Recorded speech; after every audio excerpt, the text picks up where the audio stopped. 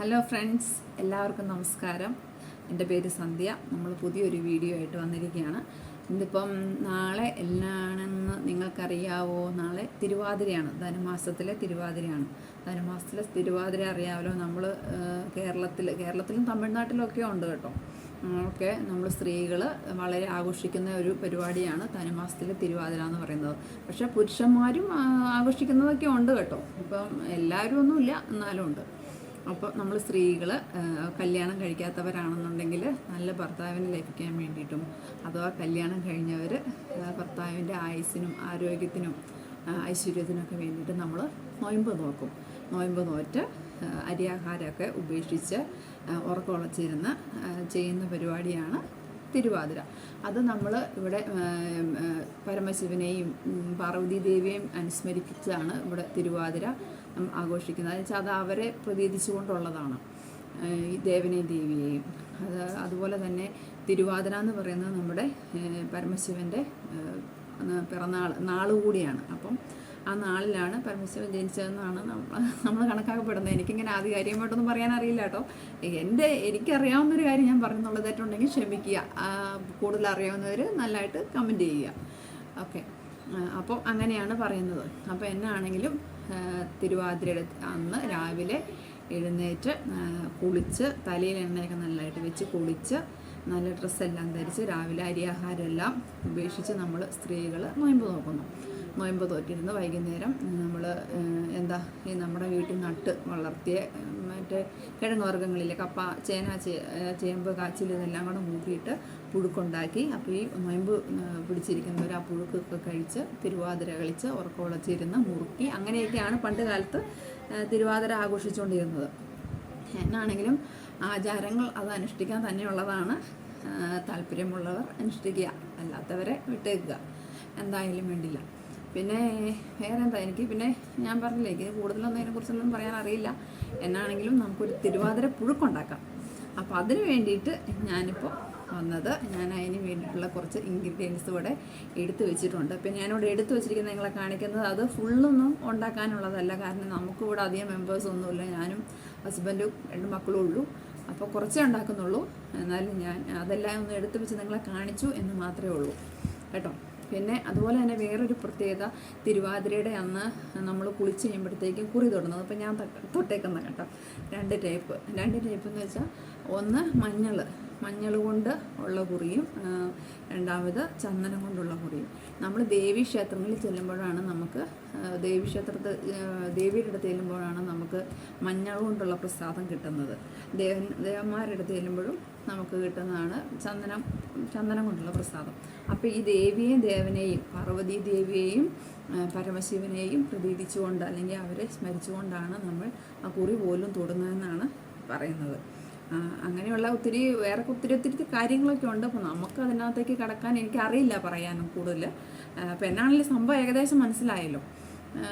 കല്യാണം കഴിക്കാത്തവർ നല്ല ഭർത്താവിനെ ലഭിക്കാനും, കഴിച്ചവർ ഇവരുടെയൊക്കെ ആയുസ്സിനും ആരോഗ്യത്തിനൊക്കെ വേണ്ടിയിട്ട് ചെയ്യുന്നതാണ്. പിന്നെ ഭർത്താക്കന്മാർക്കും ചെയ്യാൻ കേട്ടോ. ഭാര്യമാർക്ക് നല്ല ആയുസ്സും ആരോഗ്യവും ഐശ്വര്യമൊക്കെ ഉണ്ടാവാനായിട്ട് അവർക്കും ചെയ്യാം. ഓക്കെ, പിന്നെ എന്നാണെങ്കിലും ഇപ്പം നമുക്ക് നമ്മുടെ കാര്യത്തിലോട്ട് കിടക്കാം. അതിന് വേണ്ടിയിട്ട് ഞാൻ കുറച്ച് എടുത്തു വെച്ച കാര്യങ്ങൾ പറഞ്ഞാൽ നിങ്ങളെ ഒന്ന് കാണിക്കാം. ഇത് നമ്മുടെ തിരുവാതിര പുഴുക്കിന് വേണ്ടിയിട്ടുള്ള ഇൻഗ്രീഡിയൻസ് എല്ലാം ഞാനിവിടെ എടുത്തു വെച്ചിട്ടുണ്ട്. കാച്ചിൽ, കൂർക്ക, പിന്നെ നമ്മുടെ ചേമ്പ്, ഇത് ഇവിടെ കൊട്ടച്ചേമ്പെന്ന് പറയും, പിന്നെ കണ്ടിച്ചേമ്പെന്നും അങ്ങനെയൊക്കെ പറയാറുണ്ട്. ഇതുണ്ടോ ചേമ്പ്, പിന്നെ കപ്പ, പിന്നെ ഏത്തക്കായ, പിന്നെ നമുക്ക് വൻപയറും കൂടി വേണം. പിന്നെ ഇതിൻ്റെ കൂടെ ചേന, ഇതൊക്കെ എല്ലാ സാധനങ്ങളും ചേർക്കാം കേട്ടോ. ചേനയൊക്കെ ചേർക്കാം. പിന്നെ എനിക്ക് ചേന ഇവിടെ കിട്ടിയില്ല. ഇതിപ്പോൾ നമുക്ക് ഇതൊക്കെ വീട്ടിലിവിടെ ഉണ്ടായിരുന്നാൽ നമുക്ക് കാച്ചിലൊക്കെ. അപ്പോൾ പിന്നെ എനിക്കിവിടെ ഉള്ള ഇത് വെച്ചിട്ട് ഞാൻ ചെയ്യുകയാണ്. പുഴുക്കിന് വേണ്ടിയിട്ട് ഞാനിപ്പോൾ ഇവിടെ എടുത്തു വച്ചിരിക്കുന്നത് ഒരു അരമുറി തേങ്ങ ഉണ്ട്, പിന്നെ കറിവേപ്പില, പിന്നെ പച്ചമുളക്, 1 സ്പൂൺ ജീരകം, ഇത്ര മതി. പിന്നെ ചുവന്നുള്ളിയും വെളുത്തുള്ളിയും ഒന്നും നമ്മൾ ഈ പുഴുക്കിന് ചേർക്കാറില്ല. തിരുവാതിര പുഴുക്കിന് സാധാരണ പുഴുക്ക് വെക്കുമ്പോഴാണ് നമ്മൾ അതൊക്കെ ചേർക്കുള്ളൂ. തിരുവാതിര പുഴുക്ക് ഉണ്ടാക്കുന്നത് നമ്മൾ നൊയമ്പ് പിടിച്ചിരിക്കുമ്പോഴാണല്ലോ. അപ്പം അന്നേരം അതൊന്നും കഴിക്കാൻ പാടില്ല എന്നാണ്. അപ്പോൾ നമുക്ക് ഇതൊന്ന് ചതച്ചൊക്കെ എടുക്കണം. അപ്പം ദേ ഞാനിവിടെ ഇപ്പം ഈ കാണുന്ന വെള്ളം നമ്മുടെ വൻപയർ വേവിച്ച വെള്ളം ഞാൻ ഊറ്റിയെടുത്ത ബാലൻസ് കുറച്ചുണ്ടായിരുന്നേ. അത് കളയണ്ട, കാരണം അതിൻ്റെ ഗുണം മൊത്തം ഇപ്പോൾ ഈ വെള്ളത്തിലാണ്. അപ്പോൾ അതുകൊണ്ട് നമുക്ക് കളയണ്ട. ഇനി അതിനകത്തേക്ക് നമുക്കിവിടെ നിങ്ങൾ ആദ്യം കാണിച്ചു തന്നതെല്ലാം ഞാനിവിടെ അരിഞ്ഞെടുത്ത് വെച്ചിട്ടുണ്ട്. അത് നമുക്ക് ഓരോന്നായിട്ട് ഇട്ട് കൊടുക്കാം. ഇപ്പം ഞാൻ ഇടുന്നത് കാച്ചിലും ചേമ്പും കൂടിയാണ്. അതൊരു അത്യാവശ്യം മുഴുപ്പിലാണ് ഞാൻ ഇട്ട് വെച്ചിരിക്കുന്നത്. കാരണം ഇതെല്ലാം നല്ലതായിട്ട് ഉടയും. അധികം ഒത്തിരി അങ്ങനെ വേവുള്ളതൊന്നുമല്ല, ഉടയും. പിന്നെ അതുപോലെ തന്നെ കപ്പ, രണ്ടാമത് ഞാൻ ഇടുന്നത് കപ്പയാണ്.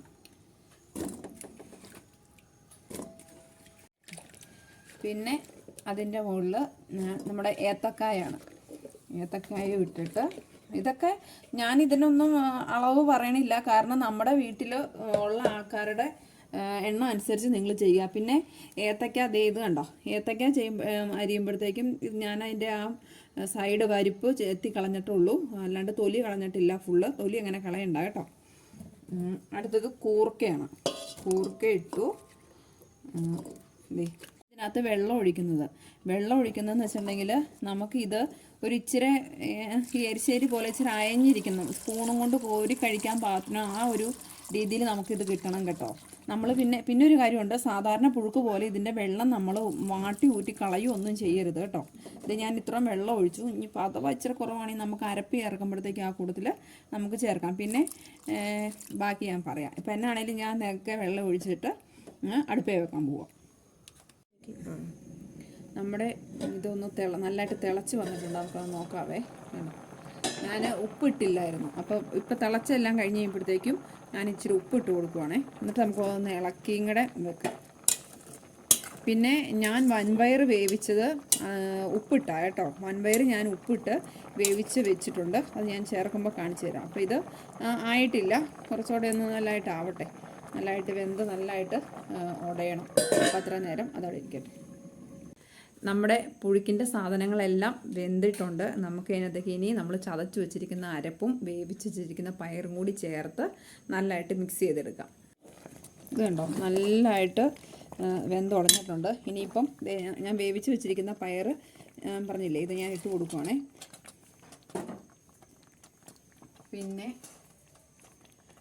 നമ്മളിത് ഇവിടെ ഞാൻ ആദ്യം കാണിച്ചായിരുന്നല്ലോ ചതയ്ക്കാനുള്ളത്, അത് ചതച്ചിവിടെ വെച്ചിട്ടുണ്ട്. അതും കൂടി ഒന്ന് ഇട്ട് കൊടുത്തു. പിന്നെ നമ്മുടെ മെയിൻ സാധനം നമ്മുടെ കറിവേപ്പില, അതൊരു 2 തണ്ടും കൂടെ ഇട്ട് കൊടുക്കുന്നു.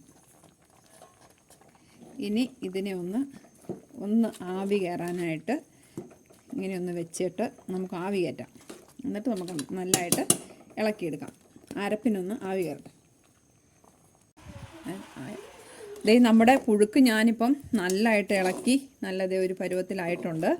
ഇത് കണ്ടോ, ഈ ഒരു പരുവം ഇങ്ങനെ കിട്ടണം. ഇത് ഇനി തണുത്ത് കഴിയുമ്പോഴത്തേക്കും കുറച്ചും കൂടി മുറുകും കേട്ടോ. അന്നേരം നല്ല ചെറുടം കട്ടിയായിട്ട് വരും. ഇപ്പം ഇനി നമുക്ക് തീ ഓഫ് ചെയ്യാം. ഉപ്പൊക്കെ പാകമാണ്. ഇനി ഇതിനകത്തേക്ക് നമ്മൾ ചെയ്യേണ്ടത് ഇച്ചിരി പച്ച വെളിച്ചെണ്ണയും കൂടി ഒഴിച്ചു കൊടുക്കണം. അതിൻ്റെ മുകളിലായിട്ട് ഒരിച്ചിരി പച്ച വെളിച്ചെണ്ണ ഒഴിക്കുക. എന്നിട്ട് ഒരിച്ചിരി കറിവേപ്പില ആദ്യം ഇട്ടതാണ്. പിന്നെ നിങ്ങൾക്ക് എൻ്റെ സ്വഭാവം അറിയാമല്ലോ, എനിക്കിങ്ങനെ കറിവേപ്പില കണ്ടു കഴിയുമ്പോഴത്തേക്കും പിന്നെ ഭയങ്കര ബുദ്ധിമുട്ടാണ്. അപ്പം ഞാൻ അതും കൂടെ ഇട്ടു. ഇനി അതൊന്ന് ഒരു തീ ഓഫ് ചെയ്തു കേട്ടോ. തീ ഓഫ് ചെയ്തു. ഇനി ഇതൊന്ന് ആ ഒരു പച്ച വെളിച്ചെണ്ണയുടെയും ഇതിൻ്റെയൊക്കെ മണം നല്ലതായിട്ട് അതിനകത്ത് തങ്ങി നിൽക്കാൻ വേണ്ടിയിട്ട് ജസ്റ്റ് ഒന്ന് മൂടി വെച്ചു. അത് കഴിഞ്ഞിട്ട് നമുക്കെടുത്ത് കഴിക്കാം. അങ്ങനെ നമ്മുടെ പുഴുക്ക് ഇവിടെ റെഡി ആയിട്ടുണ്ട്. നമുക്ക് ഇനി ഒരു പ്ലേറ്റിലോട്ട് മാറ്റാം.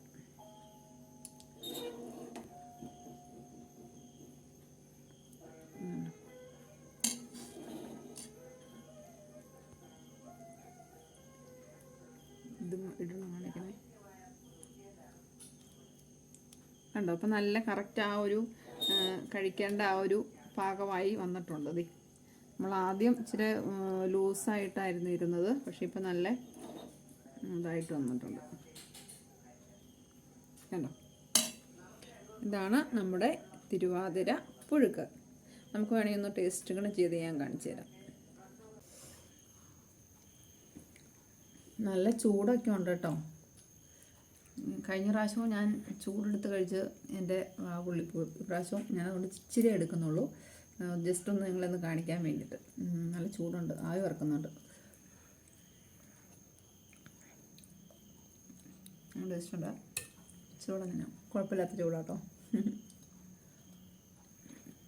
അപ്പം ടേസ്റ്റ് ഉണ്ട്, ഉപ്പൊക്കെ നല്ല കറക്റ്റ് ഭാഗം കേട്ടോ. എല്ലാവരും വീട്ടിൽ തിരുവാതിരപ്പുഴൊക്കെ ഉണ്ടാക്കി നോക്കണം കേട്ടോ. ഓക്കെ, എൻ്റെ വീഡിയോസ് നിങ്ങൾക്ക് ഇഷ്ടപ്പെട്ടു എന്ന് കരുതുന്നു. ഇഷ്ടപ്പെട്ടാൽ എന്താ ചെയ്യേണ്ടത്? ലൈക്ക് ചെയ്യണം, കമൻറ്റ് ചെയ്യണം, മറ്റുള്ളവർക്ക് വേണ്ടിയിട്ട് ഷെയർ ചെയ്യുകയൊക്കെ ചെയ്യണം. ഇനി അടുത്ത ദിവസം അടുത്തൊരു വീഡിയോയുമായിട്ട് ഞങ്ങൾ വീണ്ടും വരുന്നതാണ്.